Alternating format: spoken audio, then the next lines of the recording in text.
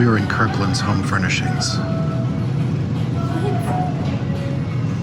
That's my daughter.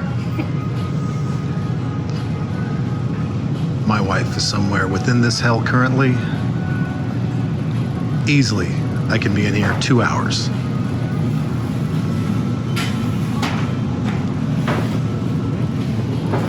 I think my test levels have dropped 100 points already.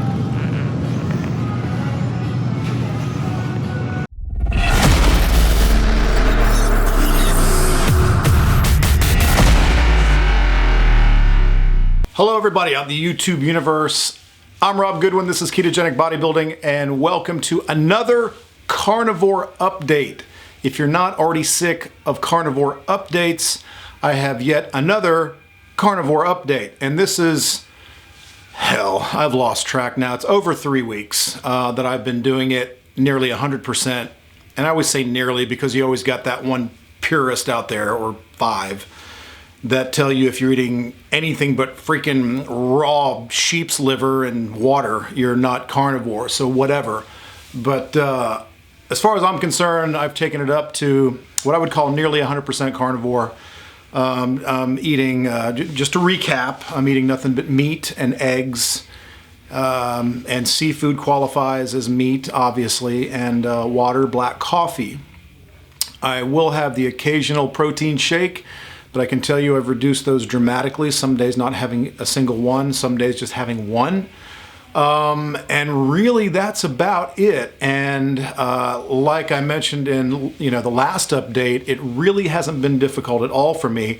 And I think chiefly because I'm already very fat adapted, having been living a very ketogenic, low carb lifestyle for many, many years. So it really hasn't been that big of a deal. Plus, add on the fact that I freaking love meat, and it makes it a pretty easy thing for me. And what really amplifies my excitement about this is the way it makes me feel. And we're going to talk a little bit about that too on this update. See, this last weekend, I got a little getaway. Me and my wife and my 12-year-old daughter, Dagan, we love doing little long weekends whenever we can. I work a lot, I have a lot of commitments, so I can't get away that often. I can't really leave clients hanging. Fortunately, my clients are super freaking cool, and they're always really cool about me taking a day, or two of personal time to sort of recharge my batteries and get away because I work so much. So thank God for great clients. And this was one of those weekends where we got to go to a beach house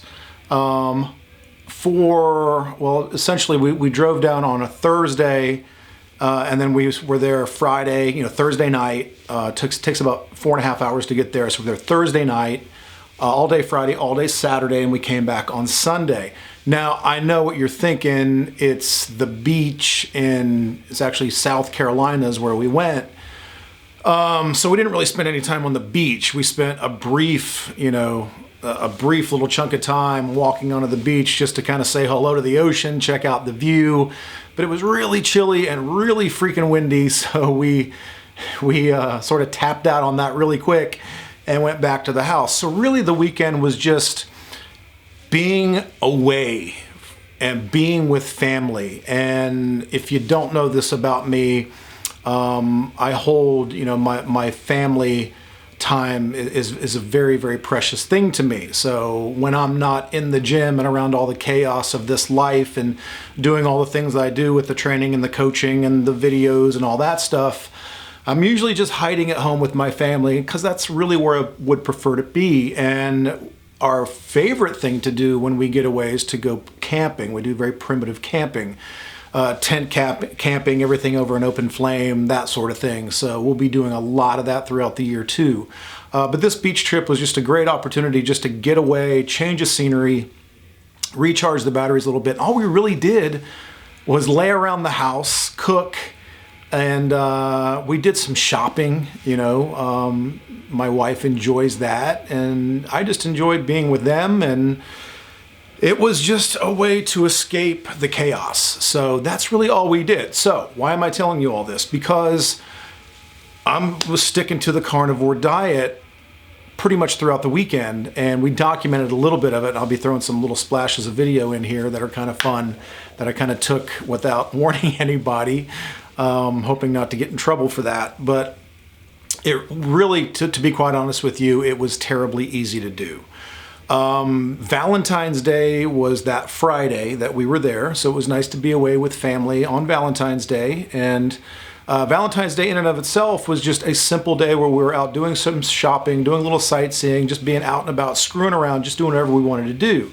That morning, just to give you a recap of my eating day, that morning I had my favorite breakfast, which, well, one of my two favorite breakfasts, which I pretty much call America in a bowl, I do sunny side up eggs because I like the runny yolk, and then I put that in a bowl, kind of chop that up, and I throw some bacon in there so I can kind of drag that bacon through the egg yolk, and that's just the way I like it. It's really cool, and pretty much eat some of it with a fork and some of it with my hands.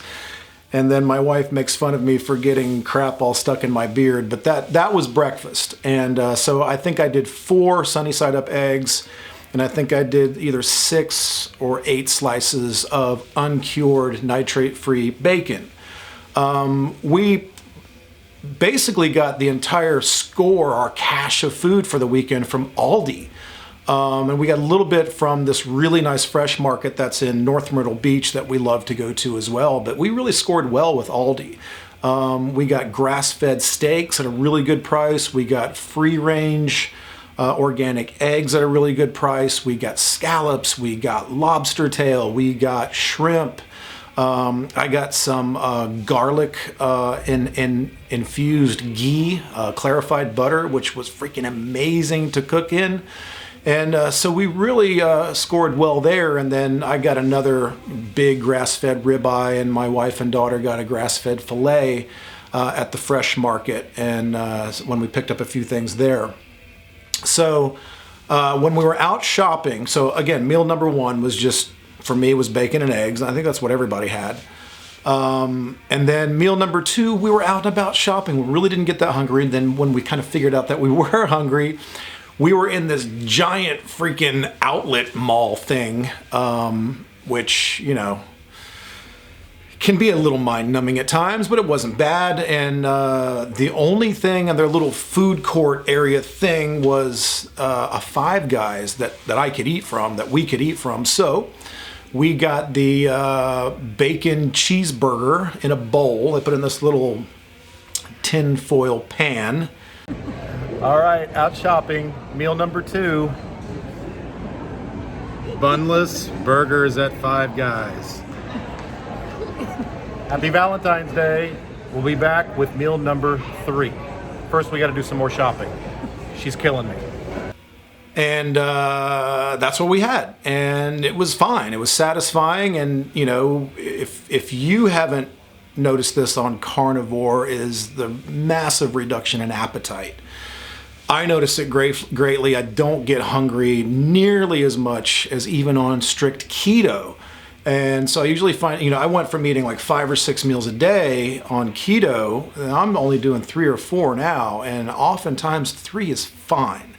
And on this particular day, we only had 3. So lunch was the Five Guys bunless burger, and it was just, we did have some cheese on it, which is about the only dairy I've had for the entire month, which is still fine for most people. If you're on an elimination protocol with the carnivore, I'd leave it out for the 30 days and then reintroduce it back in and see how it does. But we had the Five Guys burger, cheeseburger with bacon for lunch. So fast forward, we did some more shopping, did some more screwing around town, had a little fun, stopped by the beach. And then we came home for our Valentine's Day dinner.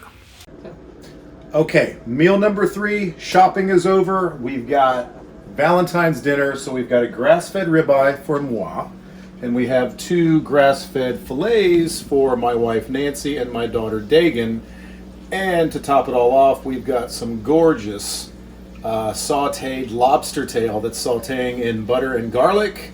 And we're going to destroy this here shortly, but when it all comes out, I'll show you the finished product. Cool? Cool. So Valentine's Day dinner was lobster tail, and for me it was a big old ribeye, and for my wife and daughter it was 2 grass-fed fillets.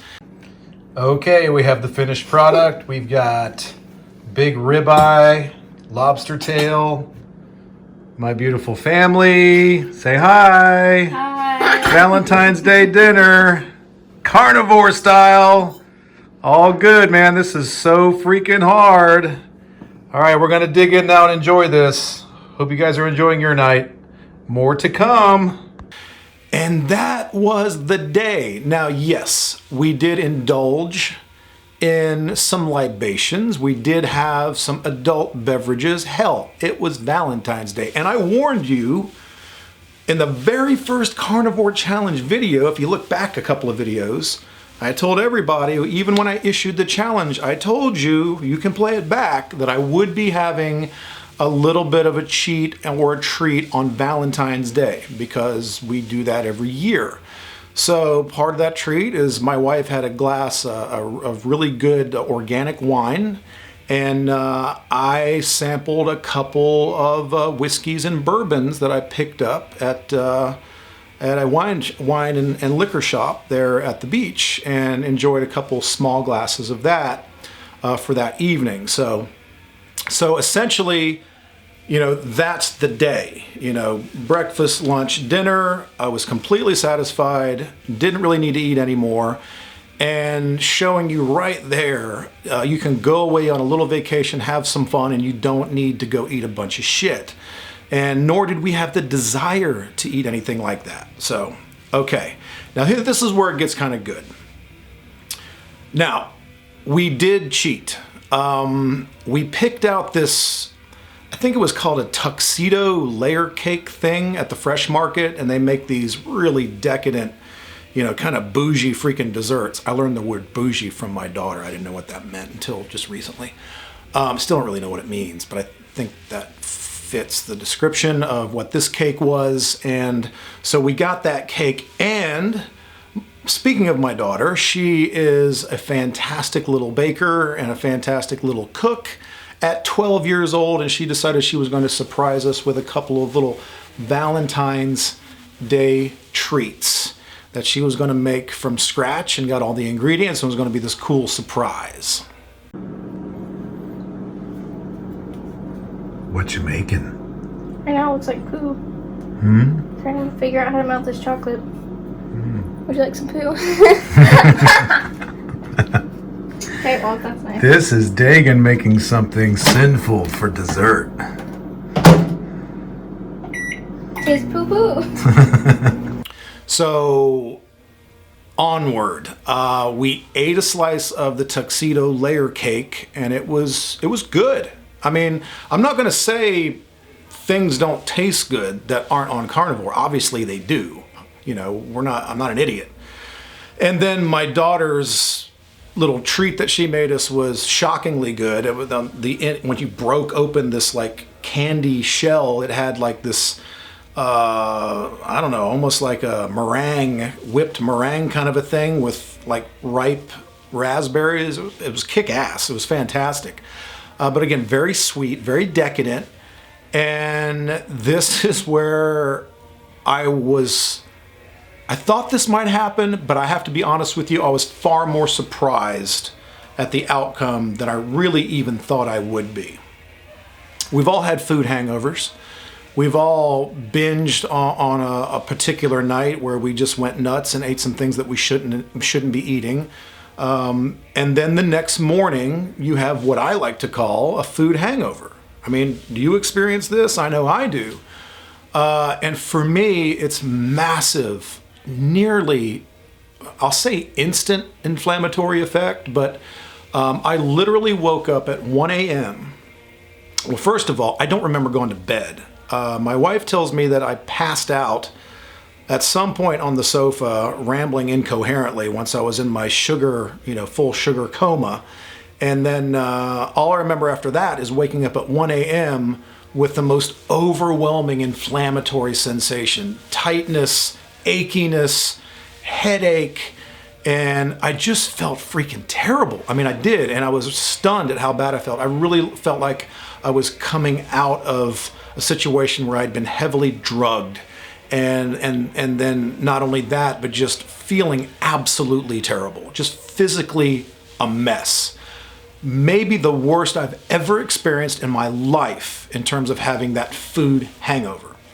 So I actually took 4 Advil. I had to do something. I was miserable. There's no way I was going to be able to sleep or go back to sleep like that. So I took 4 Advil. Woke up about 7 a.m., which is shockingly late for me. I'm usually up at 6 a.m. on a day off. I'm up at 3:30 or 4 through the week. So for me to sleep till 7 a.m. usually means there's something wrong. So, and I think it's just because I slept so poorly up to that point, and then the Advil sort of reduced some of that inflammation, allowed me to sleep. And I even woke up at 7 a.m. feeling still, to some degree, very drugged and very inflamed. I felt terrible. Enter my wife, who woke up shortly after that feeling just as horribly terrible. And we both did nothing but complain for pretty much the entire day on that Saturday, just stunned in disbelief at how poorly we felt, really looking forward to getting back on the plan, which we obviously immediately did. We didn't even eat breakfast until very late because we just weren't hungry, because we felt so miserable and just didn't want to put anything in our bodies at that point. I think I just had some black coffee and drank as much water as I could put down. So my point here is I had heard from others who have went much longer term strict carnivore, who warned me that, they would say, understand, be warned that when you do go carnivore for a significant amount of time, if you reintroduce something really bad back in that your body doesn't like, that heightened awareness and the sensitivity toward that food and the negative reaction is going to be about triple what you're used to. And they were right. Even Jordan Peterson, the famous author and speaker, was speaking on a Joe Rogan podcast episode, and he said the exact same thing. In a very serious tone, he warned the listeners and the viewers, understand that if you do reintroduce something that is inflammatory or, contributes to your autoimmune distress or something high sugar content, it's gonna beat the piss out of you, in terms of how you feel. And he wasn't wrong. They weren't wrong. It was the worst experience I've ever had with a food hangover. So I'm warning you. The benefits of eating this way are spectacular in terms of how you feel, but if you reintroduce some garbage, be careful, because it could just really sucker punch you in the gut. And I just want you to be prepared for that. So enter in slowly or have smaller portions of what you would normally cheat on if and when you do decide to go off the rails and eat something shitty. So can't say I didn't warn you. But this is a very quick update. I wanted to just let you know about our fun Valentine's Day, simple, relaxing getaway. Nothing exciting. It was just an opportunity to escape daily, the daily grind and spend some quality time with family. And that's just what I enjoy. So that means the most to me. So we really had a good time. And now I'm back at work, back in the groove, and equally happy to be back at it, working with clients again and exploring new content that I can produce here. So thank you for allowing me to do that. So if you like this craziness, hit the little notification bell. That lets you know when I upload more of these shenanigans. Hit the subscribe button. It helps me really spread our message out to the masses and grow this channel. And if you feel so inclined, I'd love if you'd share this video or this channel with a friend or on your favorite social media platform. So I really would appreciate it. But all in all, I had a great Valentine's Day weekend. I hope you did too. And I also want to thank all of you. It was just a week or two ago, we hit 1,000 subscribers. We're still in our infancy, but hey, hitting 1,000 was cool.